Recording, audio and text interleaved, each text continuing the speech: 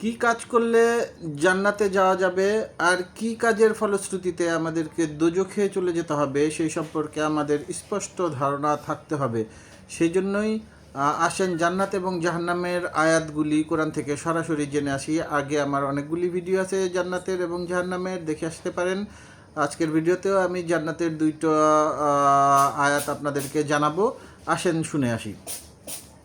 সূরা 40-এর 8 number আয়াত অনুযায়ী আল্লাহ বলেন, আরশ বহনকারী ফেরেশতারা আল্লাহকে বলবেন, হে আমাদের পালনকর্তা, তাদেরকে দাখিল করুন চিরকাল বসবাসের জান্নাতে, যার ওয়াদা আপনি তাদেরকে দিয়েছেন, আর তাদের বাপ দাদা পতি পত্নী এবং সন্তানদের মধ্যে যারা সৎকর্ম করে তাদেরকে নিশ্চয়ই আপনি পরাক্রমশালী প্রজ্ঞাময়।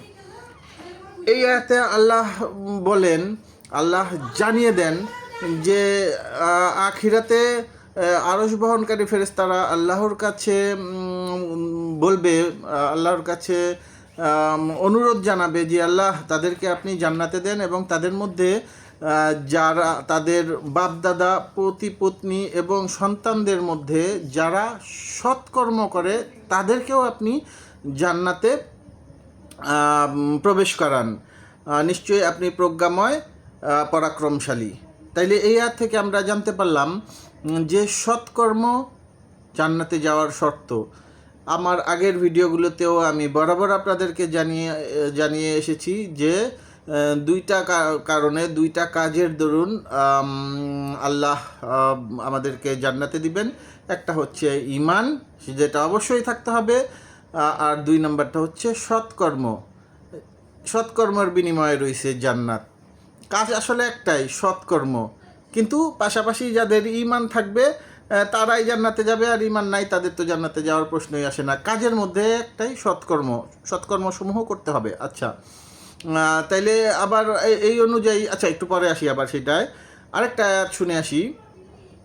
40-এর 40 নম্বর আয়াতে, মানে 40 নম্বর সূরার 40 নম্বর আয়াতে আল্লাহ বলেন, যে মন্দ কর্ম করে সে কেবল তার অনুরূপ প্রতিফল পাবে, আর যে নারী বা পুরুষ মুমিন অবস্থায় সৎকর্ম করবে তারাই জান্নাতে প্রবেশ করবে, তথায় তাদেরকে বেহিসাব রিজিক দেওয়া হবে। এখানেও কিন্তু আল্লাহ বলেন যে পুরুষ অথবা নারী যেই হোক, যে মুমিন অবস্থায় সৎকর্ম করবে তাদেরকে জান্নাতে প্রবেশ করানো হবে এবং সেখানে তাদেরকে বেহিসাব রিজিক দেওয়া হবে। উল্টা দিকে আল্লাহ বলেন, যে মন্দ কর্ম করবে সে অনুযায়ী প্রতিফল পাবে। তার মানে যে খারাপ কাজ করবে, মন্দ কর্ম করবে, অসৎ কর্ম করবে, সে কিন্তু দোজখে চলে যাবে। আর যে সৎ কাজ করবে, ভালো কাজ করবে, সে আল্লাহ তাকে জান্নাতে প্রবেশ করাবেন এবং সেখানে তাকে বেহিসাব রিজিক দেওয়া হবে। দুইটা আয়াতেই কিন্তু আমরা জানলাম যে আল্লাহ জান্নাত দিবেন সৎকর্মের বিনিময়ে, আর তার উল্টা দিকে অসৎকর্মের বিনিময়ে সুনিশ্চিত দোজখ। আসুন আমরা অসৎকর্ম থেকে, খারাপ কাজ থেকে, মন্দ কর্ম থেকে বেঁচে থাকি। আল্লাহ আমাদের তৌফিক দান করুন, আল্লাহ আমাদেরকে সাহায্য করুন। আমিন। ধন্যবাদ। সালামুন আলাইকুম।